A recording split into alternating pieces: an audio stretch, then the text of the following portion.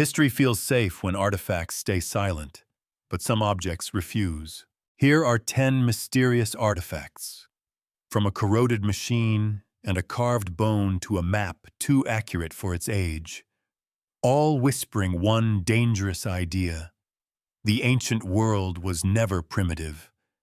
We simply lost the instructions. Chapter 1. The Antikythera mechanism. The computer that sank before history could explain it. Case file number 1 begins at the bottom of the Aegean Sea. You are standing on the deck of a Greek sponge diving boat in 1901, somewhere between Crete and the small island of Antikythera. The water below is dark, deep, and not especially interested in helping anyone revise the history of technology. A diver comes back from the seabed with stories of statues, broken marble bodies, bronze limbs, and the wreckage of a Roman-era ship that had been sleeping under the sea for almost 2,000 years. At first, the discovery looks magnificent but familiar. Another ancient shipwreck, another cargo of luxury goods, another dead elite shipment from a world where rich people had excellent taste and questionable maritime insurance. Then, among the statues and debris, someone recovers a corroded lump of bronze and wood. It does not look like a machine. It looks like the remains of a machine after the sea has spent centuries chewing it slowly. Green corrosion, broken plates, mineral crust, a shape so damaged that it could easily be dismissed as scrap metal with a dramatic backstory. And that is exactly why the object is dangerous. In 1902, the Greek archaeologist Valerios Stais looks more closely and notices something that should not be there.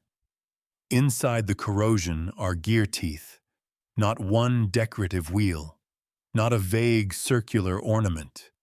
Teeth, mechanism, ratio, motion.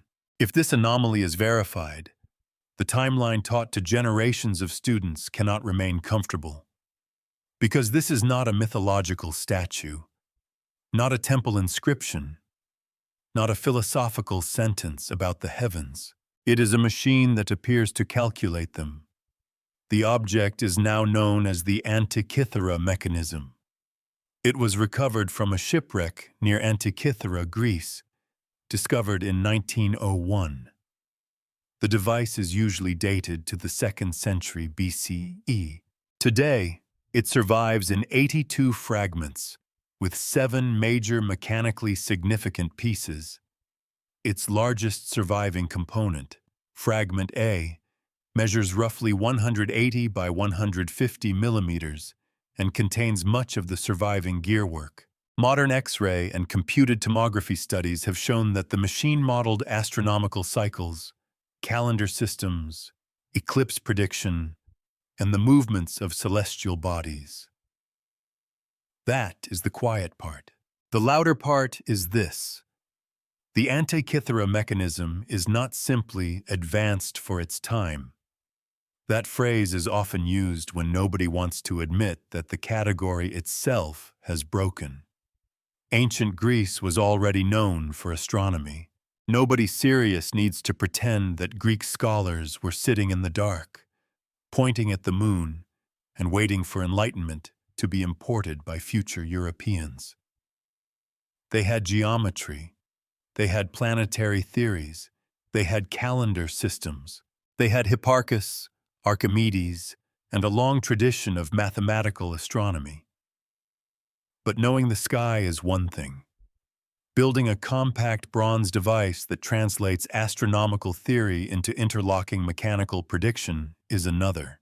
The difference is the difference between understanding music and manufacturing a piano. The Antikythera mechanism appears to have used gear trains to represent cycles of the moon, sun, eclipses, and calendars. Its inscriptions suggest a practical interface, a guide for a user. The machine was not merely a sculpture of knowledge, it was knowledge made operational. Turn a handle, and time moves through bronze. This is where the standard timeline becomes deeply inconvenient.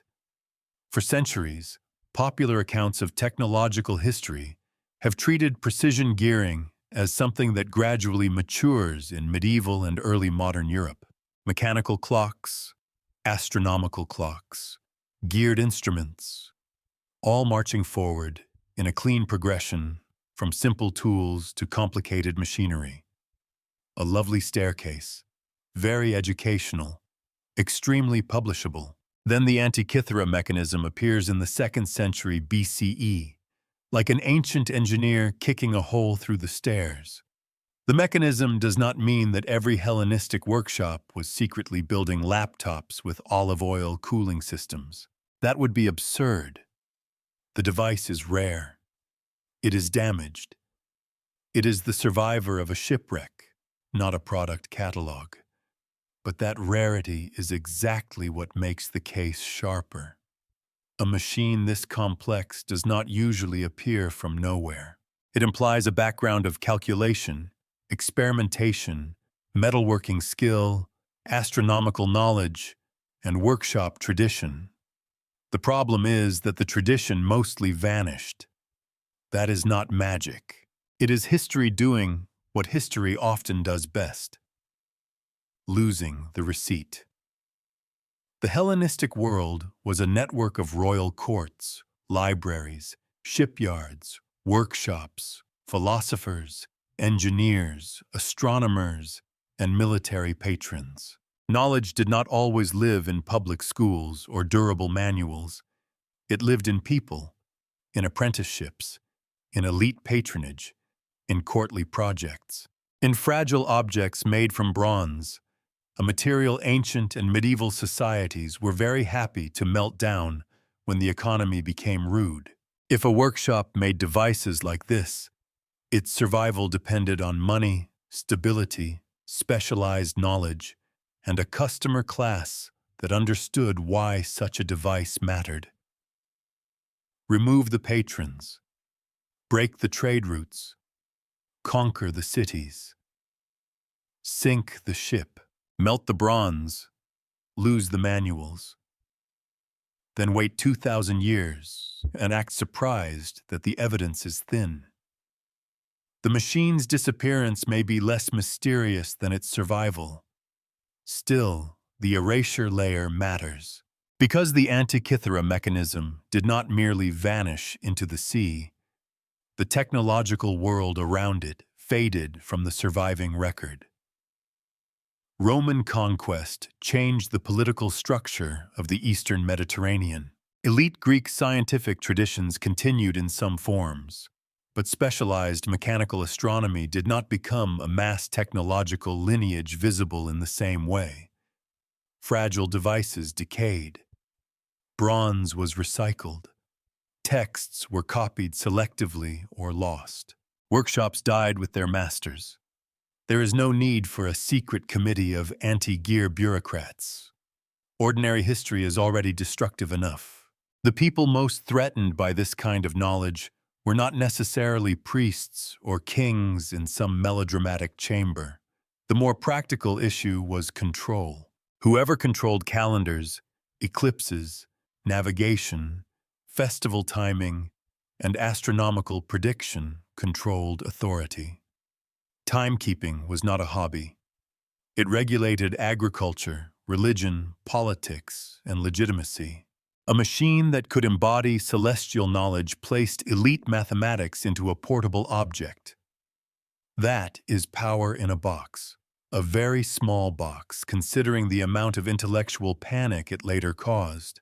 The textbook explanation, presented fairly, is this.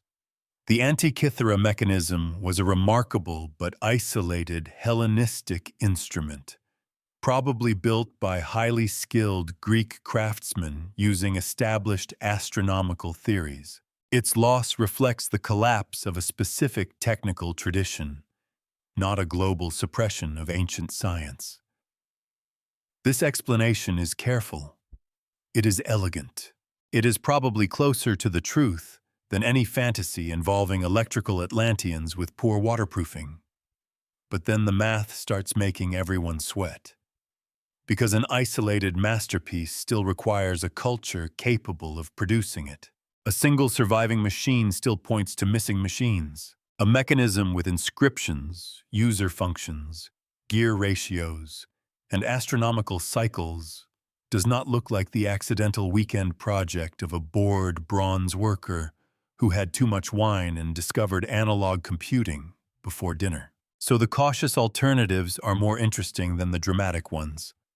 Perhaps the mechanism represents a small class of elite scientific instruments, made for wealthy patrons, scholars, or navigators, most of which were later destroyed. Perhaps it emerged from a workshop tradition connected to Rhodes, Alexandria, or another Hellenistic center where astronomy and engineering overlapped. Perhaps it was not unique at all, only uniquely preserved because the sea accidentally became a museum with terrible lighting. The official oversimplification says ancient people looked at the stars poetically, then politely waited for modern Europe to invent precision. The Antikythera mechanism replies with gears, not poetry. Gears. And that is why this object rewrote history. It proved that ancient science was not only theoretical, it could be engineered. It could be miniaturized. It could be placed in a wooden case, turned by hand, and made to predict the sky. So the questions remain. How many machines were melted before anyone thought to preserve them? How many ancient technologies disappeared because they were too specialized, too expensive, or too dependent on a single chain of teachers? And how much of technological history is not a staircase at all, but a series of bright rooms separated by long corridors of darkness? The Antikythera mechanism begins our investigation with bronze, gears, and the sea. But the next artifact does not come from a shipwreck. It comes from European soil, from looters, police recovery, and a circular disc of metal that appears to place the heavens into the hands of Bronze Age elites who were never supposed to be holding a sky map. Chapter 2. The Nebra Sky Disk, the Bronze Age Sky Map. Nobody ordered. Our second stop breaks the timeline not in a royal archive, not in a temple library, and not under a professor's careful brush, but in the hands of looters. You are standing near the Mittelberg Hill in Germany at the end of the 20th century. The forest is quiet. The soil is dark. Somewhere beneath it lies a bronze disc that has waited more than 3,000 years for discovery, only to be introduced to modern history through the traditional scholarly method of illegal digging and immediate resale. Very dignified. The men who find it in 1999 are not looking for a revolution in Bronze Age astronomy. They are looking for treasure. What they pull from the ground is damaged almost instantly by careless tools, stripped from its archaeological setting and pushed into the underground antiquities market. By the time the state authorities recover it in 2002, the object is no longer only an artifact. It is evidence. Evidence of ancient knowledge, yes, but also evidence of how quickly modern greed can injure the past while claiming to rescue it. The central modern figure in this case is Harold Meller, state archaeologist of Saxony-Anhalt, who becomes one of the key investigators defending the disc's authenticity, context, and historical importance. His job is not merely to study a bronze object. It is to reconstruct a crime scene after the criminals have already shaken the timeline for loose coins. If this anomaly is verified, Bronze Age Central Europe cannot remain a shadowy waiting room outside real civilization. It must be treated as a place where metal, power, ritual, and sky knowledge were being fused into a portable cosmological instrument. The artifact is known as the Nebra sky disk. It was found near Nebra, Germany, in 1999 and recovered by authorities in 2002. It is usually dated to around 1800 to 1600 BCE. It is a bronze disk, roughly 30 to 32 centimeters in diameter, with gold inlays forming a large circular body, a crescent, scattered stars, a possible Pleiades cluster, horizon arcs, and later additions including what many interpret as a solar boat. Its weight is often reported around 2.2 kilograms in museum contexts. Small enough to hold, heavy enough to matter. And then comes the problem. Bronze Age Europe is often presented as a landscape of chiefs, graves, weapons, ornaments, and agricultural communities. Important, yes, but usually not the first place audiences are trained to imagine advanced astronomical symbolism. The neat textbook version prefers its sky science in Mesopotamia, Egypt, or later Greece, where ancient intelligence can be safely placed near famous rivers, pyramids, and marble statues. Central Europe, in that simplified model, is supposed to be peripheral, less literate, less urban, less convenient for grand narratives. Then a bronze disk appears with the heavens hammered into gold. The first layer of the mystery is physical. The disk is not a random decoration. Its elements appear arranged with deliberate celestial meaning. The cluster of 7 dots has often been linked to the Pleiades. The arcs may relate to horizon positions and the solar year. The later modifications suggest the object was not static. It was changed, adapted, and reinterpreted across time. That matters. A toy does not usually receive cosmological updates. The second layer is social. The disk implies more than someone looking up at the sky and thinking, pretty. It implies observation. It implies transmission. It implies that certain people could convert seasonal knowledge into symbolic metalwork. In an agricultural society, that is not harmless art.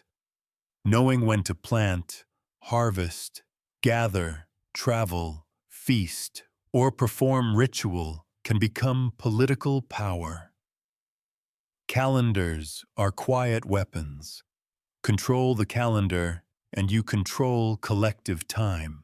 Control collective time, and you can tell a community when the gods are ready, when the fields are waiting, when ceremonies begin, and when authority should be obeyed. This is not astrology in a newspaper column.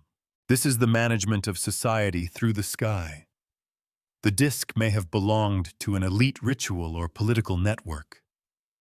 It may have operated as a symbol of authority, a teaching tool, a ceremonial object, or a condensed model of cosmic order. The exact function remains debated because the object arrived damaged by looting and stripped of its clean excavation context. But the larger implication survives the crime.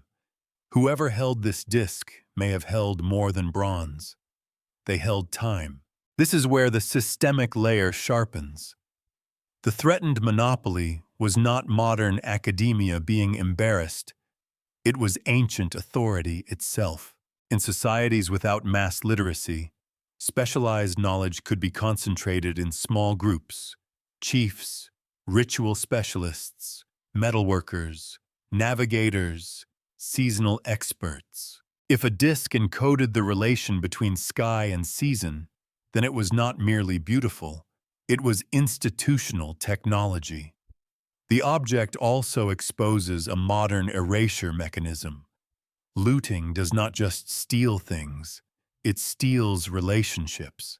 A disciplined excavation records soil layers, associated objects, spatial placement, burial conditions, damage patterns, and context. A looter records market value. One produces history, The other produces a collectible with trauma.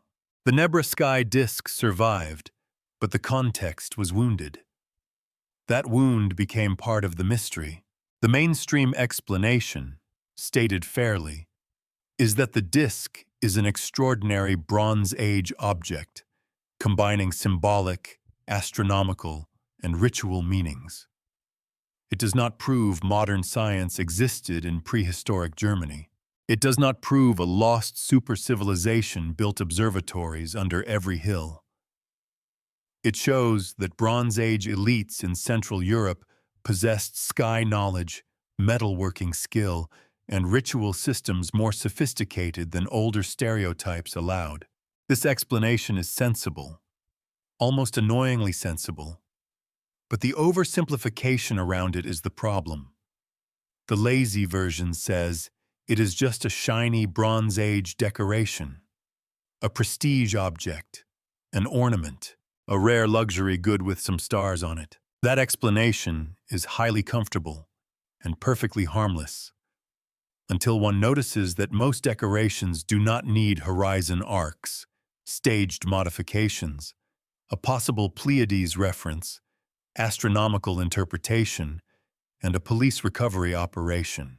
At some point, calling it decorative becomes less an explanation and more a padded room for nervous assumptions. Still, caution matters. The disk should not be inflated into nonsense. Its exact use remains debated. The relationship between its symbols and precise astronomical practice is not a solved equation. Some interpretations may stretch the evidence. A responsible investigator does not replace textbook arrogance with internet hallucination, wearing a bronze hat. Several careful possibilities remain open. It may have been a ritual object representing cosmic order rather than a practical instrument. It may have encoded seasonal knowledge used by elites to regulate agricultural or ceremonial timing. It may have functioned as a prestige artifact, linking political authority to celestial legitimacy. None of these require magic. All of them are more interesting than primitive people liked shiny circles. So the questions remain. How much astronomical knowledge can exist without writing? How much political authority in early societies came from controlling the rhythm of the year? And how many objects like this were melted, buried, traded, or looted before anyone had the patience to ask what they meant? The Nebra sky disk rewrote history by pulling Bronze Age Europe out of the intellectual waiting room. It showed that the sky was not only watched from temples and palace observatories. It could be hammered into bronze, carried by elites, buried in soil, stolen by criminals, and dragged back into scholarship through a legal case with cosmic side effects. From metal, we move to wood. That sounds like a downgrade only if survival is mistaken for importance. The next artifact did not need bronze, gold, or celestial diagrams.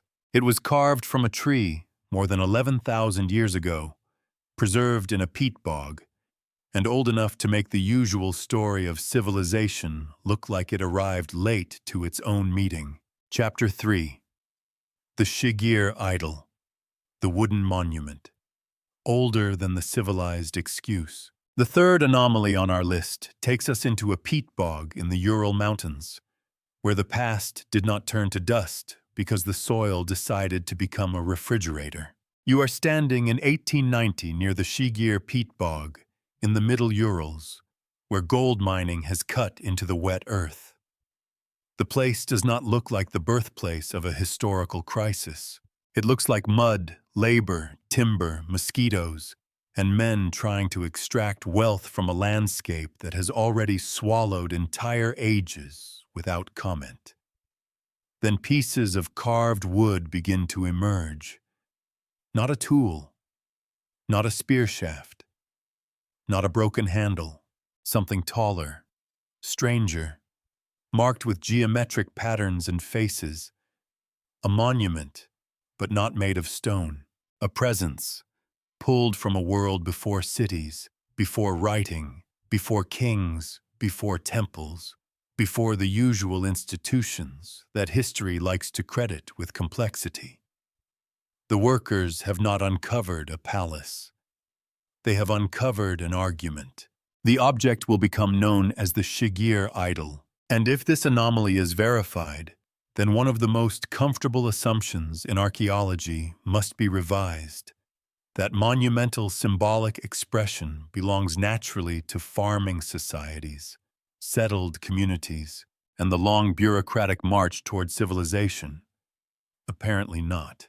Apparently, someone carved a wooden monument more than 11,000 years ago and left future scholars to explain why the so-called primitive mind was already making large symbolic objects while civilization was still waiting off stage, adjusting its crown. The Shigir idol was discovered in 1890 in the Shigir peat bog in the Urals. It was carved from wood, preserved because peat can create low oxygen conditions that slow decay. Today, the displayed reconstruction stands around 8 meters tall, though the original object may have exceeded 5 meters. Modern radiocarbon dating has placed it around 11,500 years old, in the early Holocene. Research involving Russian institutions and the University of Göttingen helped refine its age, making it older than Stonehenge, older than the Egyptian pyramids, and older than many famous stone monuments that usually receive better public relations. This is where the case becomes quietly brutal. Wood almost never gets a fair trial in archaeology. Stone survives.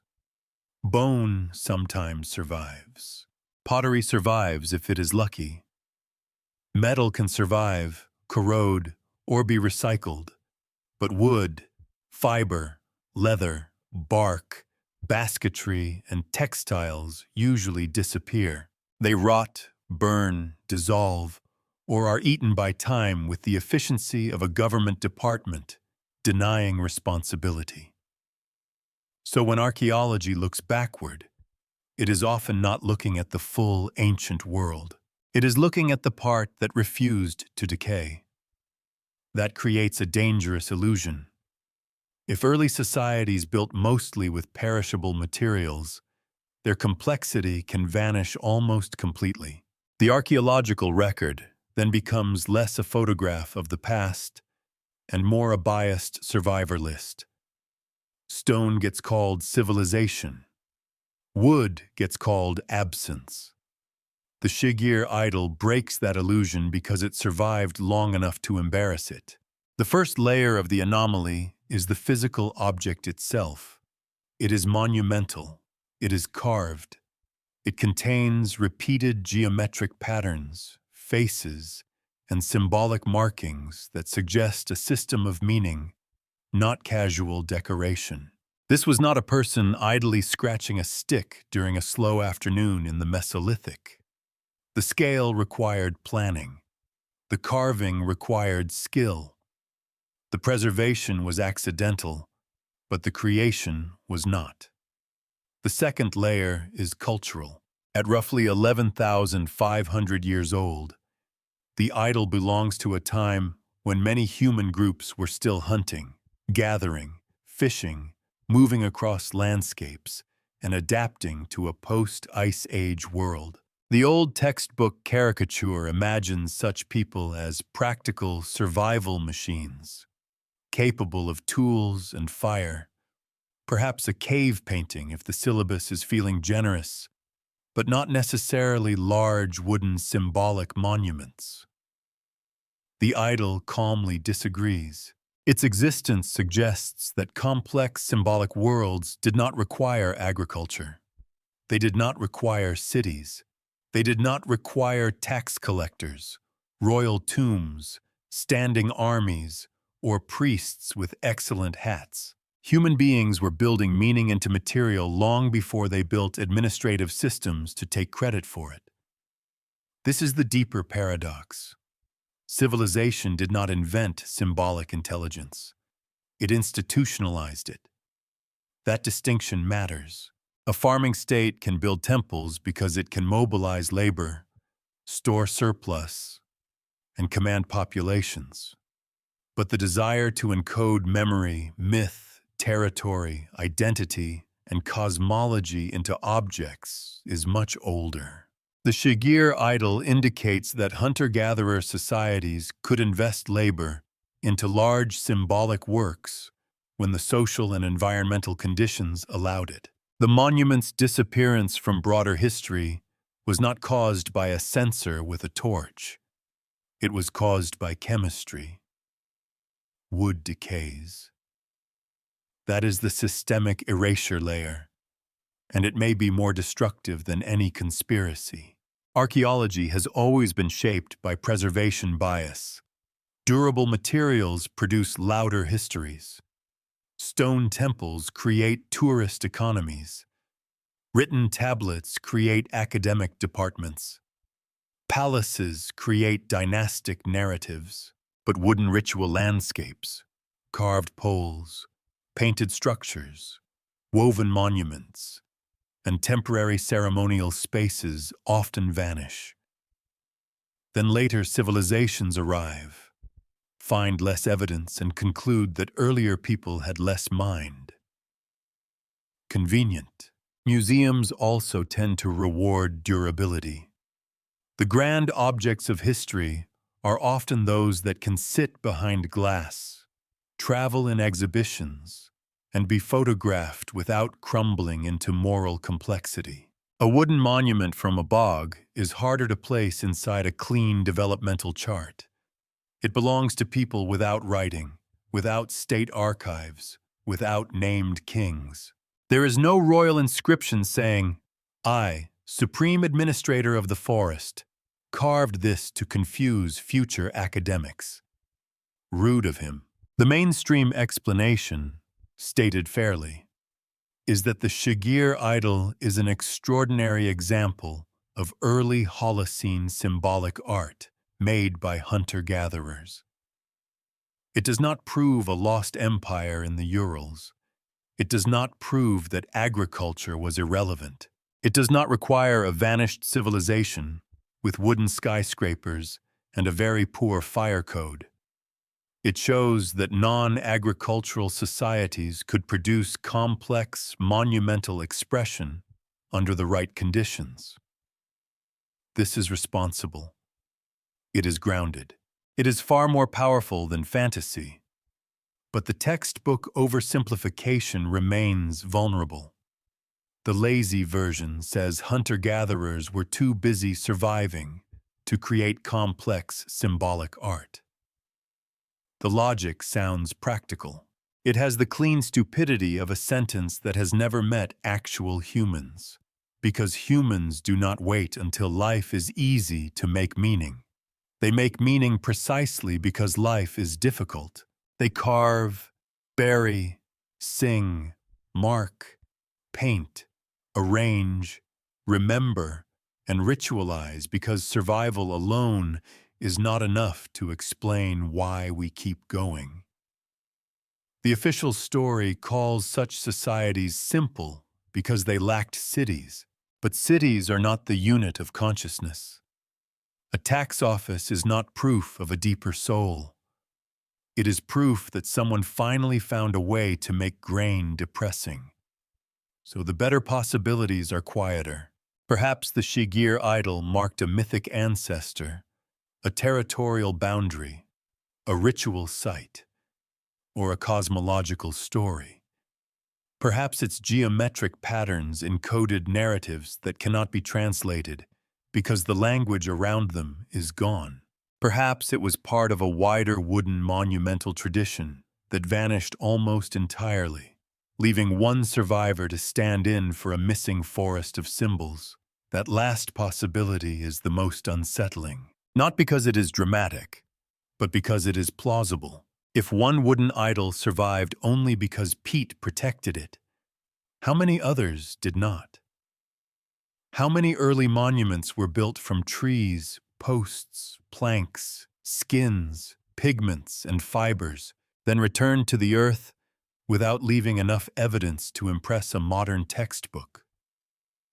How many human worlds have been downgraded from complex to simple because their preferred materials were biodegradable? The Shigir idol rewrote history by exposing a technical flaw in historical memory. We do not always remember what mattered. We remember what resisted decay. And sometimes what resisted decay was not the most important thing. It was merely the toughest. From this peat-preserved monument, the investigation moves eastward into Siberia, into a cave where the human family tree becomes less like a clean diagram and more like a badly managed group chat. There, a polished stone bracelet waits in a layer associated with people modern humans once dismissed as evolutionary side characters. Chapter 4. The Denisova Bracelet. Stone Age jewelry with workshop-level precision. Dossier number 4 opens in Siberia, inside a cave where the word human begins to lose its tidy edges. You stand in Denisova Cave in the Altai Mountains, where cold air moves through stone chambers and the floor is layered with tens of thousands of years of occupation, abandonment, return, fire, bone, ash, tools, and genetic inconvenience. This is not a place built for simple family trees. It is a place where Neanderthals, Denisovans, and modern humans appear in the evidence like relatives arriving at the same ruined house across different centuries, leaving behind just enough traces to make the reunion awkward. A fragment of jewelry emerges from the deposit. Dark green, polished, broken, but still elegant. A bracelet made from stone, shaped with care, drilled, smoothed, and finished with a level of attention that does not fit comfortably inside the phrase, archaic human. That phrase has done a lot of quiet damage.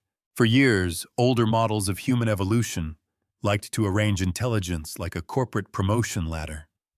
At the bottom, primitive ancestors. Higher up, cleverer hominins. Near the top, Neanderthals with tools but poor public relations. At the peak, Homo sapiens, standing proudly with symbolic thought, art, jewelry, abstract planning, and an unbearable habit of naming everything after itself. Then Denisova Cave began submitting paperwork. If this anomaly is verified, symbolic sophistication may not belong exclusively to modern humans. The old monopoly breaks.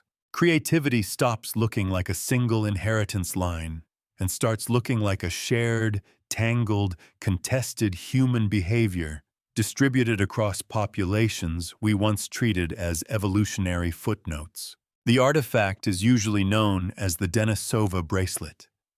It was found in Denisova Cave, in Siberia's Altai region, in Stratum 11, a layer associated with deep Paleolithic occupation and debated human presence. The bracelet is made from a dark green stone commonly described as chlorite or chloritolite. The cave itself has yielded evidence of Denisovans, Neanderthals, modern humans, ornaments, pendants, bone tools, and a remarkable bird bone needle about 7 centimeters long, often discussed in relation to advanced Upper Paleolithic craft. Some associated finds have been placed around 50,000 years ago, though the precise dating and cultural attribution of individual objects remain complex and debated. That last sentence matters, because this is not a cartoon mystery where one bracelet instantly proves that Denisovans opened a luxury boutique. The archaeology is difficult. Layers shift. Dating can be contested. Objects can move. Human groups can overlap. Denisova Cave is famous precisely because it refuses to behave like a clean diagram. Its DNA evidence has transformed our understanding of human ancestry, but its artifact layers require caution not theatrical certainty. Still, the bracelet is a problem for old assumptions. The first layer of the anomaly is technical. Polishing hard stone is not casual. Drilling stone is not casual. Producing a wearable object with symmetry, finish, and aesthetic intent requires planning, tool control, material knowledge, and time. Someone had to select the stone. Someone had to work it. Someone had to understand that the object was not merely useful in the crude survival sense, but socially meaningful. Jewelry is technology for identity. It marks status, belonging, beauty, memory, exchange, adulthood, ritual, sex, alliance, loss, and power. A bracelet is never just a bracelet once humans are involved. It is a small portable announcement that the body itself has become a display surface. Very subtle, very human, very expensive in labor. The second layer is evolutionary. If objects like this were made or used by non-sapiens populations, or in mixed cultural contexts where Denisovans, Neanderthals, and modern humans overlapped, then symbolic behavior cannot be treated as a neat exclusive patent held by Homo sapiens. The cave suggests contact, inheritance, imitation, exchange, replacement, and maybe shared habits that are far more complicated than the old story of one superior species walking on stage and politely outthinking everyone. That older story was convenient. It gave modern humans a heroic role. We became the species of art, language, memory, ornament, planning, and destiny. Everyone else became background texture. Denisova Cave does not allow that comfort. It turns the human family tree into a messy archive of interbreeding, coexistence, and blurred boundaries. Modern humans carry Denisovan ancestry in some populations today. Neanderthal ancestry is also present in many modern genomes. The biological wall was never as clean as the textbook diagrams made it look. And once the biological wall cracks, the cultural wall deserves suspicion too. The systemic erasure layer here is not a king burning records or a priesthood suppressing jewelry. It is taxonomy arrogance. Once a group is labeled archaic, every advanced behavior found near them becomes suspicious. Maybe it was intrusive. Maybe modern humans made it. Maybe the layer is disturbed. Maybe the object is younger. Sometimes those objections are valid. Archaeology should be suspicious. Suspicion is literally part of the job. But suspicion can also become a filter that protects an old hierarchy. If modern humans make ornaments, we call it symbolic culture. If another human population may be associated with ornaments, we ask for 6 extra forms of evidence and a signed confession from the Pleistocene. Fair enough. The Pleistocene has been difficult to subpoena, but the pattern is revealing. The history of human evolution has repeatedly underestimated non-sapiens cognition. Neanderthals were once caricatured as brutish failures. Now evidence suggests complex tools, care for the injured, pigment use, possible symbolic behavior, and adaptive skill across brutal environments. Denisovans are known from fragmentary remains, but enormous genetic implications. The more evidence appears, the less comfortable the old ladder becomes. The mainstream explanation, stated fairly, is careful. The bracelet is an exceptional Paleolithic ornament from Denisova Cave, but its exact maker remains uncertain. It may have been produced by modern humans, Denisovans, or within a cultural environment influenced by multiple human groups. Its significance lies in the sophistication of early ornament making, and the complexity of the cave's occupation, not in a simplistic claim that one extinct population invented high fashion. This explanation is responsible. It is also a little defensive, because even with caution, the bracelet forces the same question. Why were we so ready to assume that symbolic craft belonged only to us? Why did intelligence have to look like a straight road ending in our mirror? Why did every extinct cousin have to be measured by how much they resembled the species currently writing the museum labels? The deadpan version is simple. Only modern humans had real symbolic intelligence. Sure, and the cave keeps producing ornaments, tools, needles, DNA surprises, and ancestry complications like an HR department, refusing to follow the approved organizational chart. The cleaner hypothesis is not that Denisovans were secretly identical to modern humans. They were not. The better possibility is that symbolic capacity evolved in a more distributed way across late human populations. Another possibility is that cultural transmission moved between groups through contact, imitation, exchange, or shared landscapes. A third is that modern humans made some of these objects, but the cave still preserves a wider story of interaction rather than replacement by a single superior species. That is the important part. Interaction. The bracelet does not need to prove one dramatic conclusion. It already damages the old isolation model. It tells us that Paleolithic identity was not merely survival. It involved appearance, craft, skill, material selection, and perhaps social meaning. The ancient body was not only a body, it was a message. So the questions remain. Who first decided that beauty was worth labor? How many symbolic traditions were shared between human populations before one branch became the narrator of the story? And how much of our confidence about being uniquely brilliant is just the arrogance of the only survivors left to speak? The Denisova bracelet rewrote history by weakening the old monopoly of Homo sapiens over art, ornament, and symbolic identity. It did not make our species less remarkable. It made the human story less lonely. From the cold cave, the investigation moves into a very different kind of laboratory. A Roman workshop where glass, gold, silver, heat, accident, skill, and luxury fused into an object that changes color depending on the light.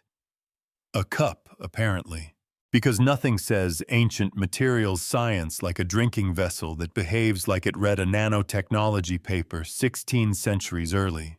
Chapter 5. The Lycurgus Cup. Roman nanotechnology, before nanotechnology had branding. The fifth folder opens behind museum glass, where a Roman cup sits quietly and performs a trick that modern materials science had to explain with particles too small for the ancient maker to name. You are looking at a vessel from the 4th century CE. At first, it behaves like an expensive survivor of imperial taste. Carved figures, deep relief, mythological violence, luxury craftsmanship, the usual Roman talent for turning wealth into objects that make later curators speak softly. Then the light changes. In reflected light, the cup appears green. Place light behind it, and the glass turns red. Not metaphorically. Not because a poet got overexcited. The material itself shifts color depending on how light passes through it. This is where the polite museum label begins to sweat. An unknown late Roman glassmaker, working without electron microscopes, without modern chemistry, and without the word nanotechnology available for grant applications, helped produce an object whose optical behavior is explained today through tiny particles of gold and silver dispersed inside the glass. A luxury drinking vessel becomes a materials science document. Rome, apparently, was not satisfied with roads, concrete, law, aqueducts, and empire.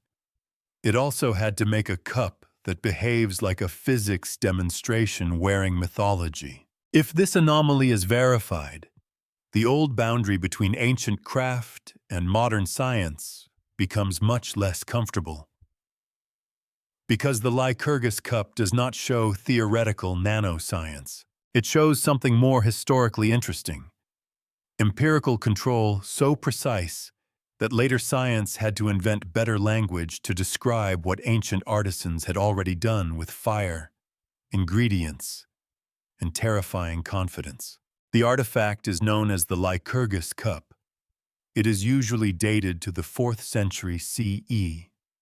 It stands about 15.9 centimeters high, measures roughly 13.2 centimeters across, and weighs around 700 grams. It is a Roman cage cup, carved so that figures stand out in openwork relief from the glass body. Its famous dichroic effect makes it appear green in reflected light and red when lit from behind. Scientific analysis has explained this effect through nanoparticles of gold and silver embedded in the glass, often discussed at a scale of roughly tens of nanometers, with some analyses citing particles around 70 nanometers. 70 nanometers. That is not a normal ancient measurement. That is the kind of number that sounds like it belongs in a laboratory, not in a Roman luxury object that may once have passed through elite hands during dinner, ceremony, or display. The first layer of the anomaly is optical. The cup does not merely have a nice color. It has two optical identities. Its color depends on how light interacts with metallic particles dispersed through the glass. Modern science can explain the mechanism. When light strikes particles at that scale, the particles interact with specific wavelengths in ways that change transmission and reflection. The result is dichroism. The Roman artisan did not need that explanation. That is the point. Ancient technical knowledge often worked through recipe, repetition, observation, workshop secrecy, and inherited practice. The maker did not need equations describing plasmonic effects to know that certain ingredients, heating conditions, and glass compositions produced a rare visual result. Humans mastered fermentation before microbiology, steel before atomic theory, medicine before germ theory, and politics before ethics, unfortunately. The Lycurgus Cup belongs to that older human pattern, doing something extraordinary first, explaining it much later. The second layer is technological. Was the effect intentional? That is the hard question. The presence of gold and silver nanoparticles could have resulted from controlled addition, contaminated materials, experimental recipes, or a rare accident that a workshop knew how to repeat just enough to make elite glass. But the finished cup is too accomplished to dismiss as a random blob of lucky chemistry. The object is not a failed experiment. It is a masterpiece. The artisan carved the vessel into a complex cage cup form, showing King Lycurgus entangled in vines, a mythological subject filled with punishment, transformation, and divine violence. The optical transformation of the glass may have enhanced the symbolic effect. Green to red, life to blood, wine to mystery, myth to material behavior. Subtle in the Roman way, which means expensive and slightly threatening. The third layer is social. Objects like this did not belong to ordinary daily life. They belonged to elite display culture. Late Roman luxury glassmaking depended on skilled workshops, specialized materials, patronage, trade networks, and customers wealthy enough to pay for things that had no practical purpose beyond announcing that practical purposes were for poorer people. The method's disappearance does not require a villain. It requires fragility.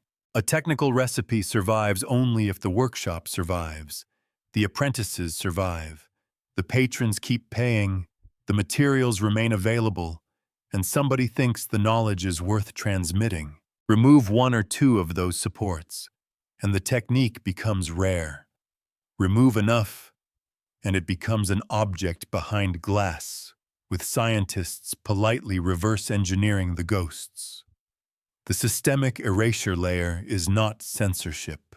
It is the collapse of luxury ecosystems. Rome's late antique world experienced political instability, shifting economic structures, changing patronage, new religious aesthetics, transformations in elite consumption, and disruptions to specialized craft networks. A rare optical glass recipe would not necessarily survive if the people who made it died, migrated, converted their work to cheaper forms, lost their customers, or decided that producing color-changing mythological glass was no longer a reliable career plan in a world where empire itself had become unstable. Recipes may also have been guarded. Ancient workshops did not publish open-source technical manuals for the benefit of future dissertations. Knowledge could be proprietary. It lived in hands, not always in texts, and hands die. The mainstream explanation, stated fairly, is that the Lycurgus Cup is a rare example of Roman dichroic glass, probably produced through specialized craft knowledge involving metallic particles in the glass. It does not mean Romans understood nanoparticles in the modern scientific sense. It does not mean a late Roman artisan was secretly presenting at a materials engineering conference in sandals. It shows that empirical craft could achieve effects that modern science now explains with nanoscale physics. This is a reasonable explanation. The oversimplification is the part worth mocking. Romans accidentally made pretty glass. Sure. And if someone accidentally creates a color-changing luxury object with gold and silver particles, carves it into an elaborate cage cup, and preserves a visually coherent mythological program, we may at least suspect that the accident had a workshop supervisor. Accidents happen. Masterpieces are usually accidents with management. The safer alternatives are more useful. Perhaps the effect began as an accidental discovery, then became a guarded recipe used for elite commissions. Perhaps Roman glassmakers understood the result visually, but not microscopically, controlling the process through tradition and practical experience. Perhaps only a few workshops ever achieved this effect, making the cup not a common technology, but a rare survival from a narrow technical world. That is enough. The Lycurgus Cup does not need to prove modern science existed in Rome. It proves that the boundary between craft and science is often drawn by later historians, not by the ancient people doing the work. A Roman glassmaker could manipulate matter without naming the invisible structure beneath it. A modern scientist could describe the particles without being able to recreate the entire cultural world that produced the object. Both are forms of knowledge. Only one gets better branding. So the questions remain. How many ancient recipes achieved effects that modern science can explain but not culturally recover? How much technical knowledge vanished because it was stored in workshops rather than libraries? And when does craft become science? When the maker understands the result? Or only when a later institution gives the result a vocabulary? The Lycurgus Cup rewrote history by proving that ancient technical skill could be precise, experimental, luxurious, and scientifically rich without being modern. It reminds us that people do not need our language to do difficult things. They only need fire, materials, memory, demand, and enough confidence to put gold into glass and hope the patron appreciates physics.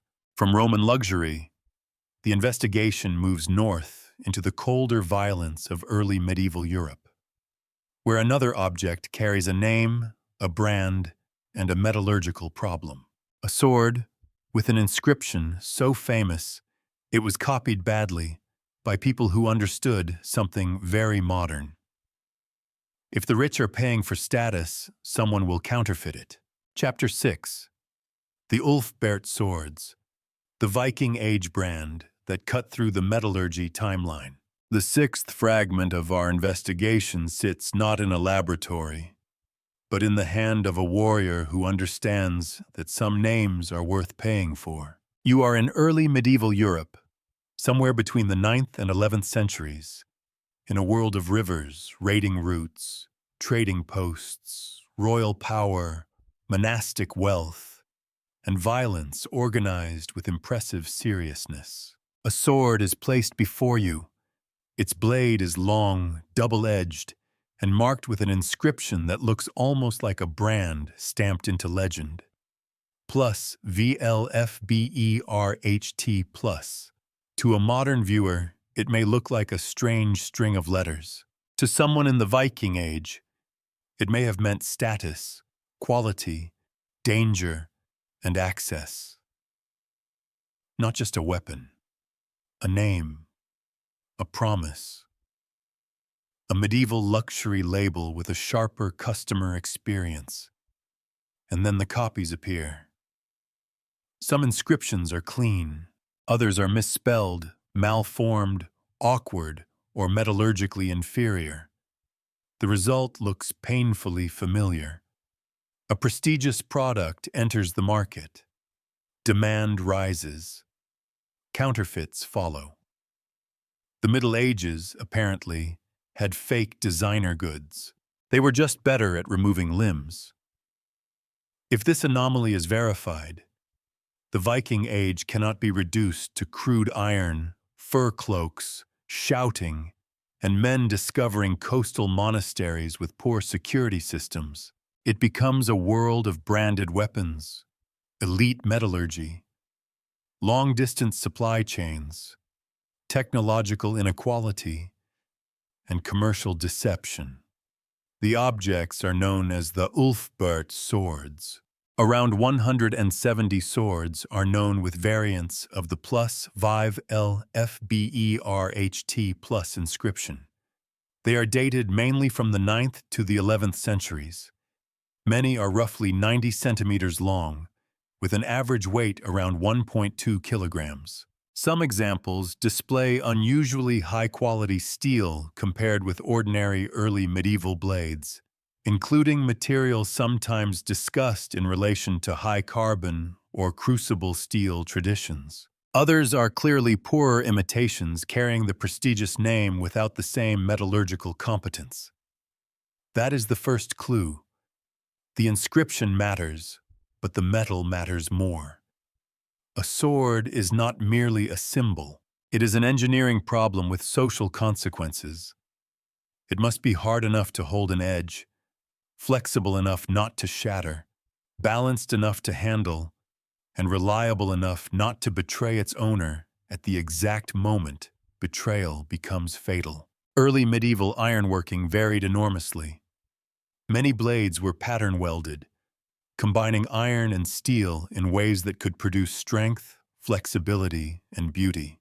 But the best Ulfberht examples appear cleaner, more homogeneous, and in some cases higher in carbon than what one might expect from ordinary bloomery iron. That raises the uncomfortable possibility of unusual material sources or unusually advanced smelting and forging practice. The first layer of the anomaly is metallurgical. Some Ulfberht swords suggest access to steel quality that was difficult to produce in much of early medieval Northern Europe.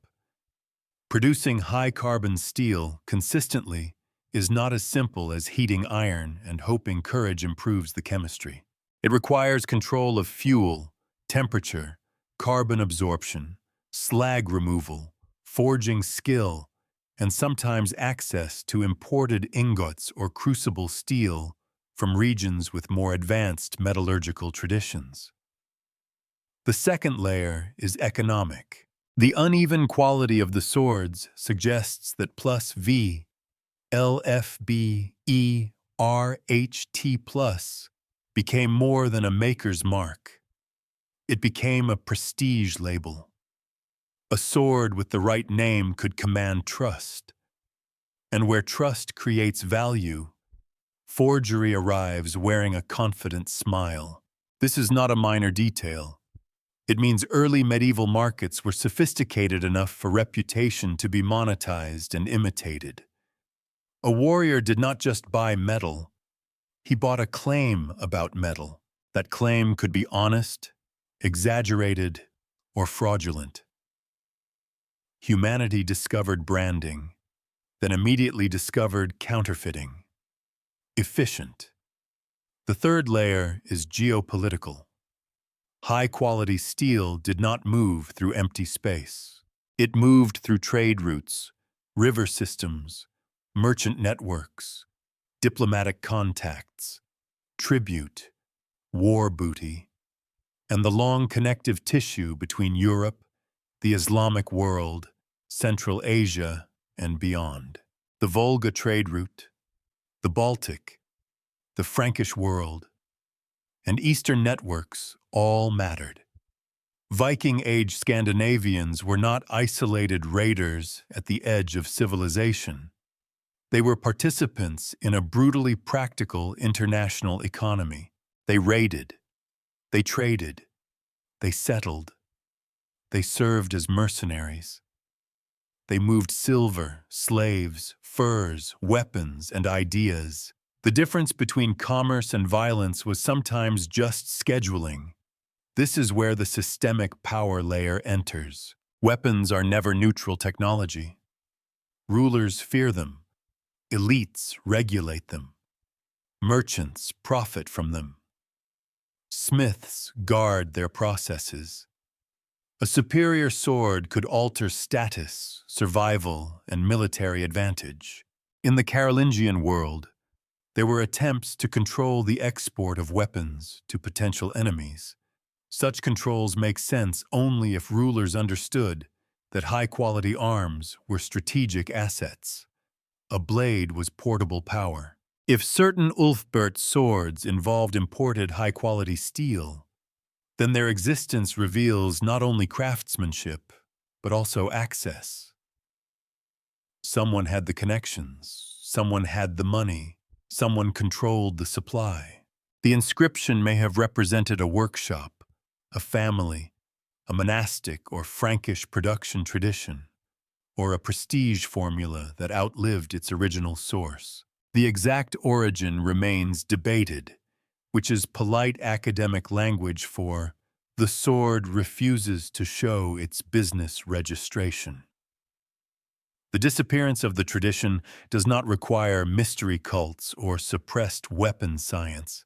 It requires changing trade routes, political fragmentation, lost workshops, shifting military technology, and the ordinary death of specialized production networks. When demand changes or supply collapses, the brand becomes a memory. When the memory still has market value, imitators keep stamping it badly until the name becomes more ghost than guarantee. The mainstream explanation, stated fairly, is that Ulfberht swords were high-status early medieval blades associated with elite production and distribution networks. Some were exceptionally well made. Others were copies. They do not prove Vikings invented advanced metallurgy in isolation. They show that early medieval Europe was connected to broader technological and commercial systems, and that quality varied dramatically across objects bearing the same name. This explanation is sober. It also politely murders the cartoon Viking. Because the lazy version says Vikings just swung crude iron bars and yelled productively. This is emotionally satisfying for bad documentaries and very useful for Halloween costumes. But the swords say otherwise. They show branding, steel quality, counterfeit inscriptions, political control of weapons, and long-distance exchange. That is not a crude world. That is a violent market economy with helmets. The better possibilities are more precise. Perhaps the finest Ulfberht blades used imported crucible steel or high-quality ingots from Eastern trade networks. Perhaps the original inscription belonged to a prestigious Frankish workshop whose reputation spread across Northern Europe. Perhaps the name became detached from its source and survived as a label copied by less skilled smiths chasing elite demand. Each possibility is less cinematic than mystery supersword, but more historically damaging, because it replaces simplicity with systems. The sword in the hand of a warrior is only the final object. Behind it are miners, charcoal burners, smelters, smiths, traders, river routes, rulers, tolls, raiders, coin hoards, diplomatic channels, religious houses, and men willing to pay extra for a name on steel because they believed it might keep them alive. Sometimes the entire medieval world can be read in one blade. So the questions remain. Who controlled the best steel before industrial furnaces made quality more predictable? How many technologies reached Europe not as inventions, but as imports, imitations, and guarded trade secrets? And when we look at a sword, are we seeing a weapon, or the visible endpoint of an economic system that preferred to travel armed? The Ulfberht swords rewrote history by showing that early medieval Europe was not technologically flat. It was uneven, branded, connected, and already haunted by counterfeit prestige. The Viking Age was not primitive. It was selective. Some people had ordinary iron. Some people had excellent steel. Some people had excellent steel with a famous name. And some people, tragically, had a fake. From the sword, the trail bends back into the Roman world, away from weapons and into something stranger. Small bronze objects with 12 faces, circular holes, and no surviving explanation. Rome labeled roads, laws, taxes, emperors, and military units with exhausting confidence. But for these objects, the empire left us nothing. Not even a user manual. Very imperial. Chapter 7. Roman Dodecahedra. The object. Rome forgot to label. Number 7 begins with an empire famous for paperwork failing to explain a small bronze object. You are standing somewhere in the northwestern provinces of the Roman world, between the 2nd and 4th centuries CE. The empire around you is not vague. It is administratively aggressive. Roads are measured. Forts are planned. Tax obligations are recorded. Military units are named. Emperors stamp themselves onto coins with the confidence of men who believe even metal should accept propaganda. Then, in the hands of a Gallo-Roman craftsperson, a strange object takes shape. It is hollow. It has 12 flat pentagonal faces. Each face has a circular hole. Small knobs sit at the corners. It is made with care, cast in bronze or copper alloy, and it looks designed enough to be important. It also looks unexplained enough to irritate everyone. No inscription tells us what it is. No surviving Roman manual says, when using the 12-faced bronze thing, please insert mystery here. No wall painting clearly shows one in use. No ancient writer pauses between wars and scandals to mention the empire's fondness for small geometric objects with holes. The result is one of the most elegant silences in Roman archaeology. More than 100 surviving objects, many guesses, no consensus. If this anomaly is verified, the Roman world becomes less uniform than the marble version suggests. It means that inside the empire's military roads, Latin documents, villas, baths, tax systems, and imperial rituals, local traditions could produce objects so culturally specific that Rome governed the people who used them without preserving the meaning. The objects are known as Roman Dodecahedra. They are usually dated between the 2nd and 4th centuries CE. Most are made of copper alloy or bronze. Their sizes vary, often from about 4 to 11 centimeters. They are hollow 12-sided forms, with circular openings of different diameters and small knobs at the vertices. More than 120 examples have been found, mostly across the northwestern Roman provinces, especially in areas connected with Gaul, Britain, Germany, and neighboring regions. Despite more than a century of debate, their function remains uncertain. That uncertainty is the evidence. A single unknown object can be dismissed as eccentric. 100 unknown objects become a system we no longer understand. The first layer of the anomaly is design. These things are too carefully made to be random scrap. Their repeated form suggests a recognized type. The holes are not accidental. The knobs are not accidental.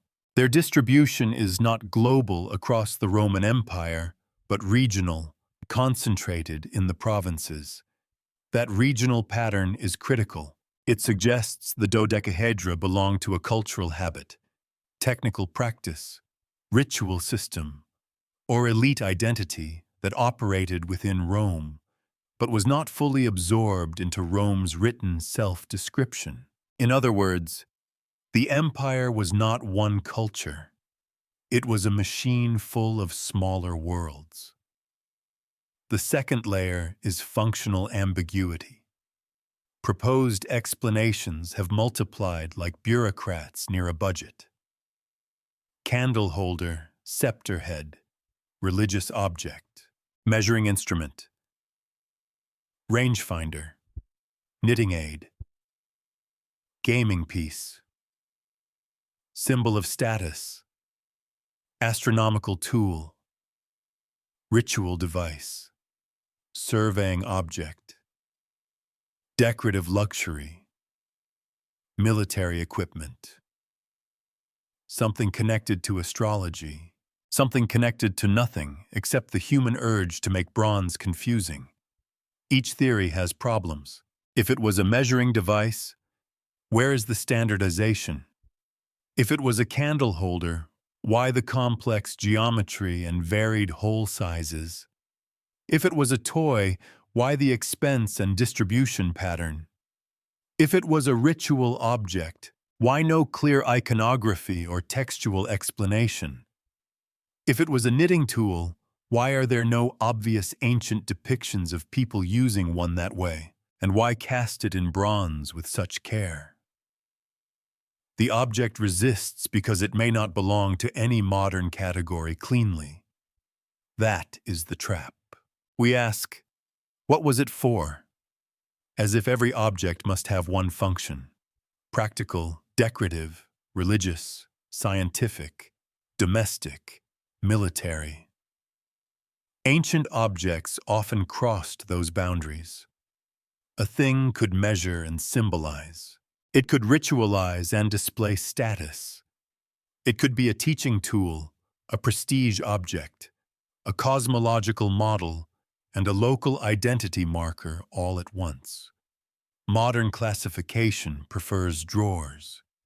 Ancient culture often preferred knots. The systemic power layer begins with Rome's silence. The Roman Empire was spectacularly good at preserving the perspective of elites. Senators, generals, governors, jurists, poets, landowners, imperial propagandists, and men who enjoyed writing very long things about why other men were wrong. But provincial practices, especially those rooted in local ritual or everyday knowledge, could pass under the literary radar. If a dodecahedron mattered mainly to Gallo-Roman communities, local elites, craftspeople, ritual specialists, or regional users, it might never have required explanation in Latin literature. Its meaning may have been obvious to those who used it, and irrelevant to those who wrote the surviving texts. This is how empires erase without trying. They do not need to destroy everything. They only need to document themselves more loudly than everyone else. The Roman state absorbed people, taxed them, recruited them, renamed landscapes, spread roads, installed legal categories, and turned local worlds into provinces. But governance does not equal understanding. You can rule a population and still fail to record what its objects mean. You can build a road past a shrine and still not understand the shrine. You can collect taxes from a household and still have no idea why a bronze 12-sided object sits in a chest. Very efficient, very Roman. The threatened authority here is the Rome-centered narrative itself. The clean, popular version imagines the empire as a uniform block of civilization, radiating from the Mediterranean into grateful, barbarian darkness. But the Dodecahedra suggests a more complicated reality. Romanization did not erase local identity. It layered over it. People in the provinces adopted Roman goods, names, coins, habits, and architecture, while also preserving practices that did not necessarily enter imperial literature. The empire was not a single voice. It was a chorus, with one microphone. The mainstream explanation, stated fairly, is that Roman dodecahedra were regional Gallo-Roman objects of uncertain function, probably connected to practical, symbolic, ritual, or status use. Their lack of context and textual references prevents a secure conclusion. They are not evidence of impossible technology. They are evidence that archaeologists sometimes inherit objects after the user culture has gone silent. This is honest, painfully honest. The oversimplification arrives when people try to solve the mystery too quickly. It was probably a candle holder, or a measuring tool, or a toy, or a knitting device, or a religious object, or a weapon accessory, or a rangefinder, or anything else that can be thrown into the explanatory bucket before lunch. This textbook narrative is highly flexible, which is another way of saying it has begun stretching like wet parchment. When an artifact has 50 explanations, certainty has not multiplied. Confusion has. Still, cautious alternatives remain useful. Perhaps the dodecahedra served as elite prestige objects tied to regional identity. Perhaps they had a ritual or cosmological meaning connected to the geometry of the 12-sided form. Perhaps some were practical instruments whose use depended on perishable components, oral instruction, or local knowledge that left no written trail. Perhaps different communities used similar objects in slightly different ways, which would explain both consistency of form and inconsistency of interpretation. That last possibility is especially uncomfortable for modern classification. An object type does not have to mean exactly one thing everywhere. Humans are worse organized than museums. So the questions remain. What happens when an empire preserves its own documents, but not the meanings of the people it ruled? How many artifacts become mysterious simply because the literate elite did not care to explain them? And when we call an object unknown, are we admitting ancient ignorance or our own distance from the living system that once made it obvious? Roman Dodecahedra rewrote history not by proving a hidden technology, but by exposing the limits of imperial memory. They show that the Roman world was not fully explained by Rome. Beneath the empire's roads and records were local systems of meaning, some durable enough to survive in bronze, but not durable enough to survive in language. The empire left the object. It lost the explanation. From this provincial silence, the investigation moves east toward another small object with a disputed function. A ceramic jar, a copper cylinder, an iron rod, bitumen ceiling. To some, it looks like a simple container. To others, it looks suspiciously like a battery. And once an object begins to look battery-ish, common sense tends to leave the room wearing a lab coat. Chapter 8. The Baghdad Battery.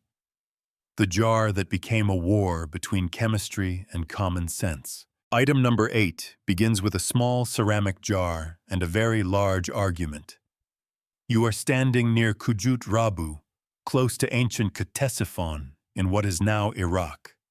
The soil holds the remains of empires that understood bureaucracy, astronomy, warfare, taxation, luxury, and the delicate political art of surviving between stronger neighbors. Somewhere in that landscape, an object is found that looks modest enough to ignore.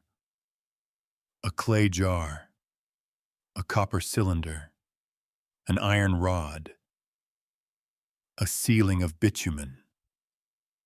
Nothing about it announces a revolution. It does not glitter. It does not calculate eclipses. It does not carry a royal inscription declaring, "Behold, I have invented electricity. Please update the syllabus." It just sits there, looking suspicious. Then, in the 1930s, Wilhelm König, associated with the Iraq Museum, proposed that the object might have functioned as a galvanic cell. In ordinary language, a battery. Add an acidic liquid, connect the metals, and the jar could produce a small electrical current. At that moment, the artifact stopped being a container and became a cultural weapon. If this anomaly is verified, ancient Near Eastern technology would include not only metallurgy, medicine, astronomy, and engineering, but practical electrochemistry. That would disturb the comfortable story in which electricity patiently waits for the modern world to discover it with wigs, laboratories, and better branding. The object commonly called the Baghdad Battery was reportedly found near Kujut Rabu, near ancient Ctesiphon. It is usually associated with the Parthian or Sasanian period, though its archaeological context is weak and heavily debated. The artifact consists of a ceramic jar, roughly 15 centimeters high, a copper cylinder about 26 millimeters in diameter and around 9 centimeters tall, an iron rod placed inside it, and bitumen ceiling. Similar arrangements, when filled with an acidic solution such as vinegar or wine, can produce a small voltage in modern experiments, but no secure evidence of ancient wiring, electrical devices, or electroplated objects from this specific context has been accepted as proof of an ancient battery industry. That is the entire case in one sentence. It can work, but did it? This is where the investigation becomes less glamorous and more honest. The first layer of the mystery is physical. The arrangement of dissimilar metals in a container can resemble a simple electrochemical cell. Copper and iron in an electrolyte can generate current. Modern replicas have demonstrated that such a configuration can produce electricity. The claim is not physically impossible. The jar does not violate chemistry. The second layer is archaeological. Function cannot be proven only by modern possibility. A stone can be used as a hammer. That does not mean every stone is a hammer. A ceramic jar with metal elements can produce current under experimental conditions. That does not automatically mean ancient users built it for electricity. Archaeology is cruel like that. It asks for context. Where are the wires? Where are the terminals? Where are the corrosion patterns clearly tied to repeated electrical use? Where are the objects electroplated by this method? Where are the workshop remains? Where are the texts, images, or toolkits that suggest a practical tradition? Where is the system around the object? A battery is not just a jar. It is a use case. Without that use case, the artifact remains suspended between possibility and proof. The third layer is interpretive psychology. The phrase Baghdad battery is powerful because it sounds like the forbidden door has already opened. It compresses the whole argument into a name. Once an object is called a battery, every ordinary explanation becomes boring by comparison. It might have held scrolls. It might have served a ritual or medicinal purpose. It might have been part of a storage or sealing practice. It might have had a function, now lost because the archaeological context was poorly recorded. But none of those explanations compete well against ancient electricity. Ancient electricity sells better. The systemic erasure layer is not about a priesthood suppressing batteries. It is about modern damage to evidence. The object's recovery context was weak. Its later history became tangled with museum collection practices, war, looting, and the destruction of cultural heritage. After the 2003 invasion of Iraq and the looting of the Iraq Museum, many artifacts were damaged, displaced, or lost. And the already fragile evidence chain around objects like this became even more difficult to handle. This matters because an artifact without context is like a sentence torn from a confession. It may be important. It may also be misleading. Colonial-era excavation habits, antiquities markets, museum disruption, war, and looting all create the same problem. Objects survive while relationships die. The jar remains. The room it came from disappears. The neighboring objects vanish. The soil layer is uncertain. The function becomes an argument between chemistry and imagination. And imagination tends to arrive early. The mainstream explanation, stated fairly, is that the so-called Baghdad battery may not have been a battery at all. It may have been a storage vessel, a ritual object, or part of a different material practice. The fact that it can generate electricity in a modern reconstruction does not prove that ancient people used it that way. No accepted body of evidence shows a broader ancient electrical technology connected to it. This is a cautious explanation. It is also the explanation least likely to win a thumbnail war. The opposing popular claim says it was definitely an ancient battery because it looks battery-ish. This is very satisfying. It is also not how evidence works. Archaeology does not run on vibes, vinegar, and a copper tube. A successful laboratory demonstration proves that the arrangement can function electrically. It does not prove intention, industry, or historical use. This textbook skepticism is highly elegant and perfectly logical until it becomes too dismissive of ancient experimentation. Because ancient artisans were not stupid. They observed materials. They noticed reactions. They used acids, metals, pigments, minerals, medicines, and chemical processes long before chemistry became a formal discipline.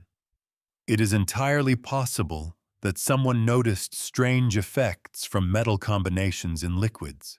It is possible that electrochemical phenomena were encountered accidentally. The responsible position is not mockery, it is separation. Possible phenomenon, yes. Proven technology, no. Ancient electrical industry, not demonstrated. A cautious alternative is that the object had a non-electrical purpose, and the electrical effect is incidental. Another possibility is that it was used in a limited experimental or ritual context, where the current mattered symbolically or sensorially rather than industrially. A third possibility is that similar objects had multiple functions depending on region and period, and modern categories are forcing one answer onto a messy material tradition. None of these require fantasy. They require better context, which is exactly what the object no longer has. So the questions remain. When does physical possibility become historical evidence? How many artifacts have been overinterpreted because modern people want the past to resemble a lost version of ourselves? And how much knowledge is destroyed not by ancient suppression, but by modern looting, war, and sloppy recovery? The Baghdad battery rewrote history in an uncomfortable way. Not by proving that ancient Iraq had electric lamps hidden behind palace curtains. It rewrote history by exposing the fragility of interpretation itself. One poorly contextualized object can become a battlefield where chemistry, archaeology, nationalism, skepticism, and internet mythology all fight over a jar that never asked for this. The lesson is colder than ancient electricity. Without context, even real artifacts become rumors with dimensions. From this disputed jar, the trail moves west into the archive of maps, ships, empires, and stolen coastlines. The next artifact does not promise electricity. It promises something just as dangerous: geography before the story is ready. An Ottoman admiral will compile a world from fragments, and the clean myth of discovery will begin to look less like a heroic voyage and more like an intelligence operation with better calligraphy. Chapter 9. The Piri Reis Map, the Ottoman chart that exposed the archive behind discovery. Case file number 9 opens not with a shovel, but with ink. You are in the early 16th century, inside the maritime world of the Ottoman Empire, where coastlines are not scenery. They are military data. A harbor is a target. A current is a weapon. A reef is a tax on arrogance. A blank space on a map is not romantic. It is expensive. An admiral named Piri Reis is compiling a chart in 1513. He is not standing heroically on a cliff, inventing geography through confidence. He is working like an intelligence officer with calligraphy skills, collecting fragments from older maps, sailor reports, captured charts, Portuguese and Spanish sources, Islamic geographic traditions, and the messy information economy of the age of exploration. The map he produces will survive only in part, but that surviving part will become famous for a reason that is both legitimate and deeply annoying. It appears to know too much. If this anomaly is verified, the story of discovery cannot remain a clean European sequence of brave men sailing into emptiness and naming everything they found as if local populations, earlier navigators, rival empires, and stolen charts were merely atmospheric decoration. Discovery begins to look less like a first date with the unknown and more like an archive war. The artifact is known as the Piri Reis Map. It was created in 1513 by the Ottoman admiral and cartographer Piri Reis. He later presented it to Sultan Selim I after the Ottoman conquest of Egypt in 1517. Only about 1/3 of the map survives today. It was rediscovered in Topkapi Palace in 1929. It is one of the earliest surviving maps to show parts of the Americas, and Piri Reis himself noted that he compiled it from multiple earlier sources rather than surveying the world from scratch. That last detail is not a weakness. It is the entire point. Maps are rarely innocent, especially imperial maps. They are not merely pictures of land.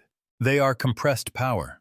Routes, ports, claims, hazards, rumors, military possibilities, commercial opportunities, and the silent mathematics of who gets to arrive first with weapons and paperwork. The first layer of the anomaly is geographic. The Piri Reis map preserves information about Atlantic coastlines during a period when global cartography was changing rapidly. It shows parts of the western coasts of Europe and Africa, portions of the Atlantic, and areas associated with the newly encountered Americas.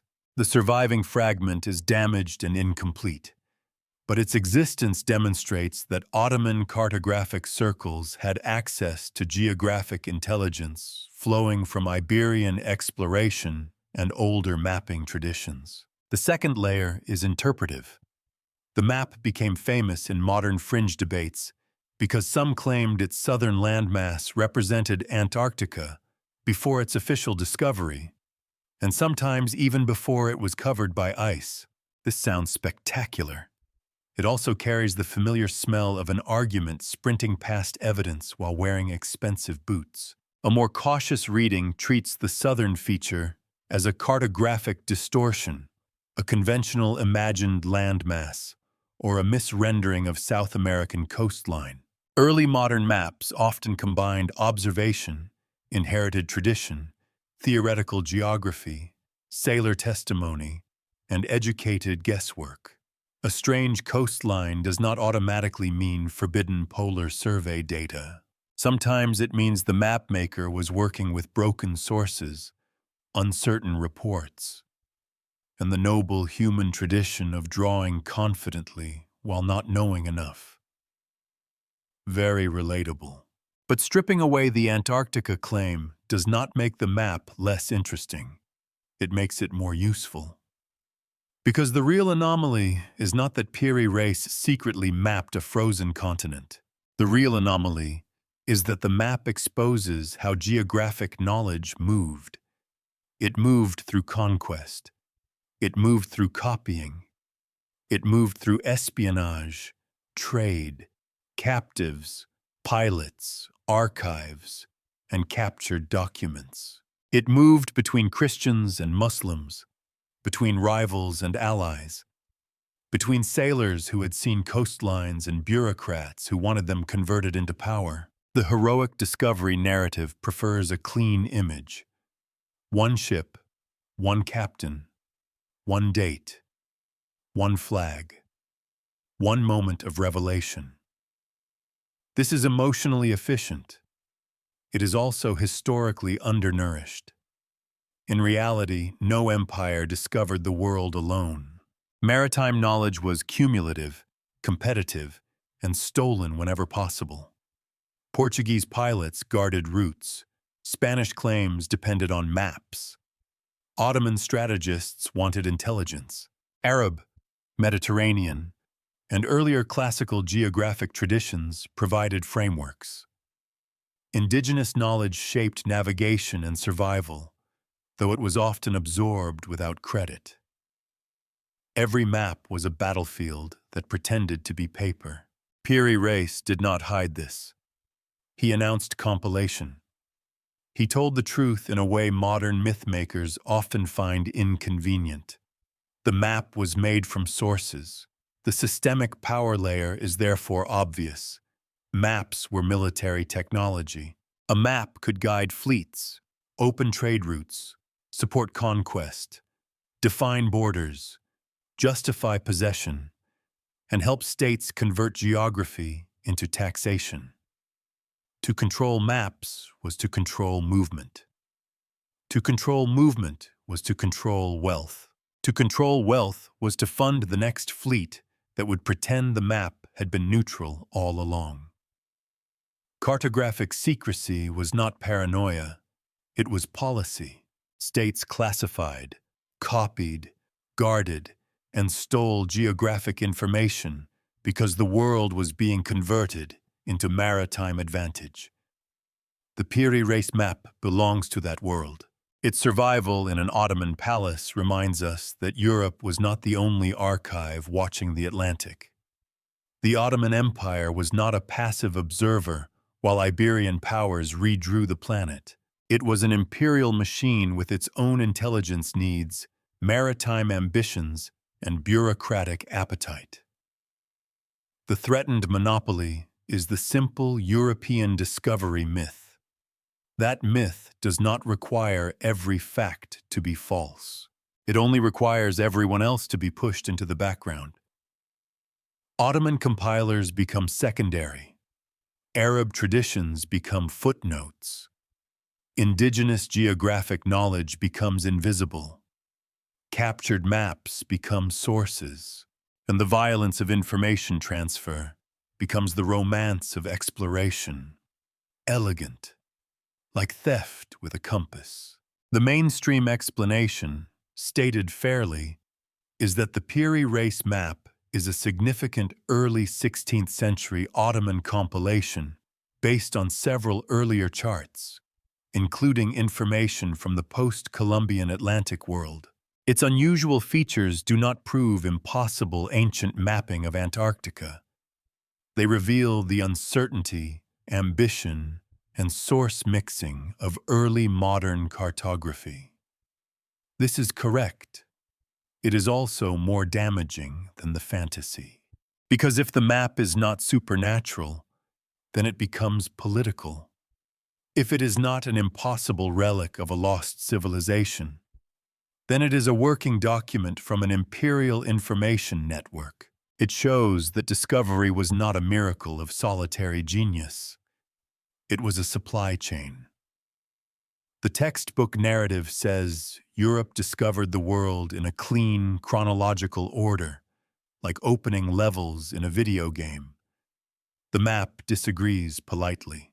It shows knowledge moving through sailors, prisoners, traders, spies, archives, admirals, kings, sultans, and scribes. It shows that coastlines were copied before they were understood, named before they were controlled, and controlled before the people living there were treated as fully historical.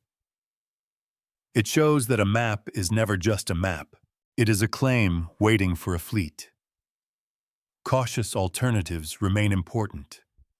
The southern landmass may be a distorted representation of South America. It may reflect older cartographic conventions about balancing land in the southern hemisphere. It may combine misunderstood reports into a shape that later readers overinterpret. None of these possibilities reduce the map's importance. They rescue it from nonsense. The most powerful version of the Piri race map is not the one that proves impossible geography. It is the one that proves ordinary imperial knowledge was already astonishingly complex. So the questions remain. Who owns a discovery when the map was copied from someone else's chart? How many firsts in history are really moments when one empire successfully branded shared knowledge as its own? And when a coastline appears on paper, are we seeing geography or the beginning of possession? The Piri race map rewrote history by exposing discovery as an information economy. It was not one heroic gaze cast across empty seas.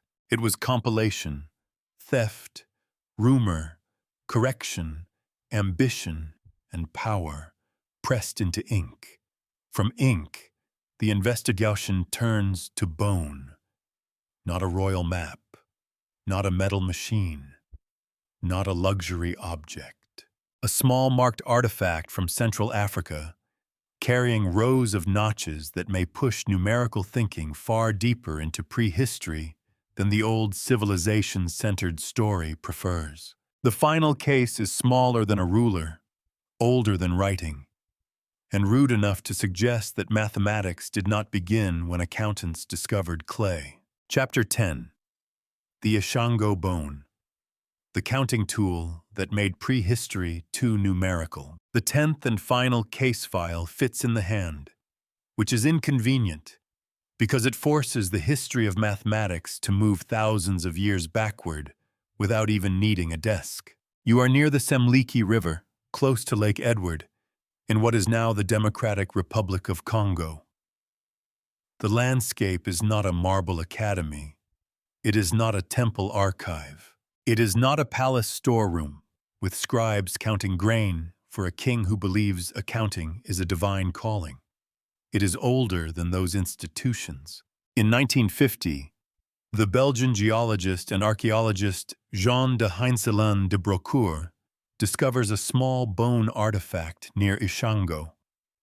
At first glance, it looks modest, a fragment, a tool, a piece of organic material that survived by luck, conditions, and the strange mercy of deep time. Then the notches become the problem. They are not scattered randomly across the surface like damage. They appear grouped, arranged, organized into columns. The object begins to look less like debris and more like memory made physical. If this anomaly is verified, then numerical thinking did not wait for Mesopotamian scribes, Egyptian surveyors, Greek philosophers, or anyone in a robe pretending mathematics becomes real only after paperwork. It was already present in prehistoric Africa, carried on bone, in marks, in pattern, in the human need to count what the world kept taking away. The artifact is known as the Ishango bone. It was found near the Semliki River, close to Lake Edward. It measures roughly 10 centimeters long. It contains grouped notches arranged in 3 columns. It is often dated to around 20,000 years before present, though its exact dating and interpretation have been debated. Scholars including Dirk Heilbroek, Vladimir Pletzer, and others have examined whether the marks reflect tallying, arithmetic structures, base systems, lunar tracking, or other forms of organized counting. That is the important word. Organized. The first layer of the anomaly is visual. The marks are not evenly random. They appear in clusters. Some groupings have invited interpretations involving duplication, prime numbers, base 12 structures, or lunar cycles. Some scholars see evidence of arithmetic thinking. Others argue for a tally system, a calendar device, or a practical memory aid. The object does not come with a teacher's manual, which is inconsiderate but historically common. The second layer is chronological. If the marks reflect structured numerical behavior, then abstract counting was present long before written mathematics. Not as equations, not as geometry textbooks, not as formal proof, but as pattern recognition, record-keeping, sequence, memory, and perhaps prediction. And that matters because mathematics did not begin as a university subject. It began as pressure. How many days? How many animals? How many people? How many cycles until blood, rain, fish, migration, birth, hunger, return? How many debts? How many shells? How many moons? How many marks before memory becomes unreliable? Counting is not cold. Counting is survival wearing a straight face. The third layer is civilizational bias. Standard histories of mathematics often begin with the great document-producing civilizations: Mesopotamia, Egypt, Greece, India, China. These traditions deserve their place. They gave us written systems, formal procedures, astronomical tables, geometry, algorithms, proofs, positional notation, and bureaucracies emotionally committed to making numbers unavoidable. But written mathematics is not the same thing as mathematical thought. That distinction is where the Ishango bone becomes dangerous, because if we define mathematics only by writing, then we give victory to the societies whose materials survived and whose institutions produced archives. Clay tablets survive. Papyrus sometimes survives. Stone inscriptions survive. Bone sometimes survives. Thought itself does not fossilize unless someone scratches it into matter. So when the Ishango bone appears, it does not politely ask to be added as a footnote. It asks why the beginning of mathematics was ever placed so close to states, taxes, temples, and male scribes with excellent administrative confidence. The systemic erasure layer is not a single act of suppression. It is a hierarchy of evidence. Civilizations with writing get credited with origins. Societies without writing are treated as prehistory, which often becomes a polite word for not yet important enough to have minutes from the meeting. Africa suffers especially from this pattern. African prehistoric evidence has too often been treated as peripheral to the main narrative, even when it reveals deep antiquity, symbolic behavior, technological innovation, and complex adaptation. The absence of written explanation becomes a convenient downgrade. The artifact is real, but because it cannot speak in a script already respected by the Academy, its meaning is handled with extra caution. Caution is necessary, but caution can become a locked gate if applied unevenly. The mainstream explanation, stated fairly, is that the Ishango bone is a prehistoric artifact with grouped notches that may represent tallying, arithmetic patterning, lunar tracking, or another structured recording system. It does not prove that Upper Paleolithic people had formal mathematics in the later written sense. It does not prove prime number theory, algebra, or a lost academy beside Lake Edward. Its interpretation remains debated. This is responsible. It is also where the lazy textbook version becomes visible. The lazy version says real mathematics began when civilization invented writing, taxes, and clay tablets. This is convenient because bureaucracies leave evidence. It is also funny because it suggests humans only discovered numbers when an administrator realized grain could be made miserable. The math does not need that origin story. Long before tax ledgers, humans were tracking rhythms, lunar phases, menstrual cycles, animal movement, seasonal change, stored food, distance, kinship, exchange, and time. They were not doing mathematics because a curriculum required it. They were doing it because the world punishes poor memory. The Ishango bone may have been a tally. It may have been a lunar calendar. It may have encoded numerical relationships that we are overreading. It may have had a practical function now impossible to reconstruct because the living culture around it is gone. All of these possibilities are less dramatic than claiming prehistoric calculus and far more useful, because the point is not that the object solves the origin of mathematics. The point is that it ruins the simplicity of the question. Mathematics was not born fully dressed in a temple school. It emerged from bodies, cycles, tools, animals, weather, hunger, pattern, and memory. It became formal later. It became written later. It became institutional later. But the mental engine was already working. The bone is small. The implication is not. So the final questions are unavoidable. How many early counting systems vanished because they were marked on wood, skin, sand, or memory? How much of intellectual history has been mistaken for silence simply because it did not leave official documents? And when we say civilization invented mathematics, are we describing the birth of number?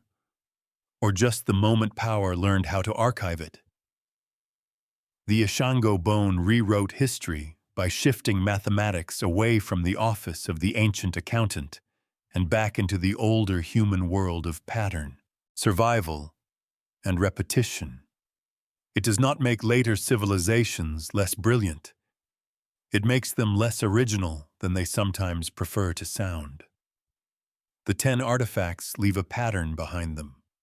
Bronze gears, a sky disk, a wooden idol, a stone bracelet, a color-changing cup, branded swords, unexplained Roman objects, a disputed jar, an Ottoman map, a marked bone. None of them require fantasy to be disturbing. They require something worse. They require admitting that human intelligence has never moved in a clean line. It appears in pockets, vanishes with workshops, hides in perishable materials, travels through trade, dies with specialists, gets mislabeled by empires, and sometimes survives only because a ship sank, a bog preserved wood, a cave kept its layers, or a bone kept its marks. The past was not primitive. It was fragile. And fragility is why the timeline keeps breaking. Outro. The timeline was never a straight line. You made it to the end because the cracks are more interesting than the monument. That is the uncomfortable reward of looking closely. The official timeline is not useless. It is not a fraud. It is a working model built from surviving evidence, revised whenever enough inconvenient material refuses to stay quiet.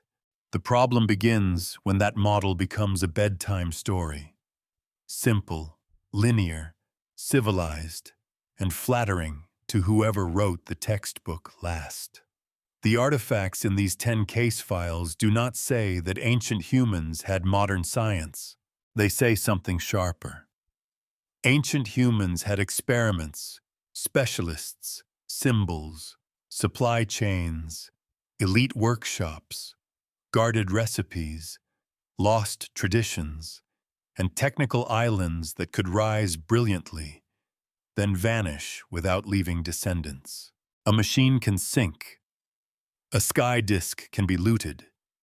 A wooden monument can rot unless a bog intervenes.